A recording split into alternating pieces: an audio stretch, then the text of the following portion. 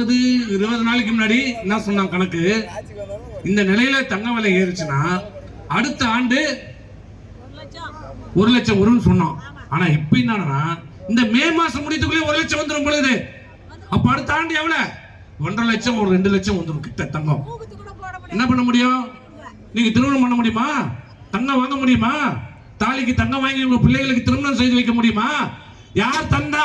இந்த பெண்களுக்கு திருமணமாக இருக்கிற, தாலி வாங்காமல், வசதி வாய்ப்பு இல்லாமல், திருமணம் இல்லாமல் முதிர்கட்டியதாக இருக்கிற அந்த பெண்களுக்கு திருமணமாக வேண்டும், தாலிக்கு தங்கம் வாங்க வேண்டும் என்று உரிய நோக்கத்தில் தாய் உள்ளத்தோடு அந்த பெண்களுக்கு 1 பவுன் தங்கத்தை கொடுத்த அம்மாவுடைய ஆட்சி உங்களுக்கு வரணுமா? யார் ஆட்சி வேணும்? 1000 ரூபாய் கணக்கு போட்டுக்குமா? எவ்வளவு ஆச்சு? எவ்வளவு ஆச்சு? 12 5 எவ்வளவு ஆச்சு? 60,000 ரூபாய். 60,000 ரூபாய். இன்னைக்கு என்ன ஆச்சு?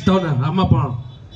ஒரு பெண்ணுக்கு படிச்சிருந்தா, டிகிரி படிச்சிருந்தா 1 லட்சம், 1 பவுன் தங்கம், 50,000 ரூபாய் பணம். இதான் ஏமாத்தி 1000 ரூபாய் சொல்லி ஏமாத்துறவங்க. அதுவும் எல்லாருக்கும் வந்துதா?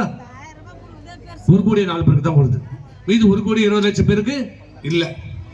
இப்போ சொல்றாரு, ஏன்னா தேர்தல் வருது இல்ல, விடுபட்டவர்கள் எல்லாம் மீண்டும் விண்ணப்பிச்சுட்டு யாரை போய் கேட்கறது? கோபாலபுரத்தில் போய் கேட்கறதா?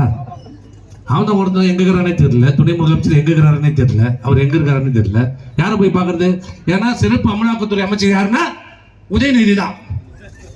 அவரை தான் கேட்கணும். அவரு என்னன்னா மானிய கோரிக்கை வரதுக்கே ஆள் வரல, அவரை போய் எங்க கேட்கறது?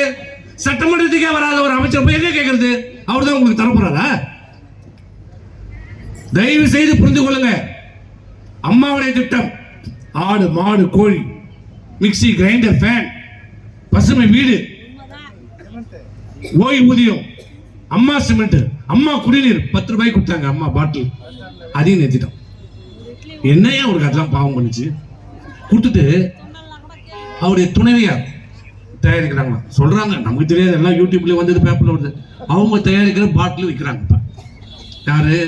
முதலமைச்சர் குடும்பத்தில். அம்மா தண்ணீர், குடிநீர் தண்ணீர் இல்ல. மருத்துவமனையில் அம்மா குழந்தைகள் பிறந்தா அந்த பரிசு பெட்டகம் கொடுத்தாங்க, அதுவும் இல்லை.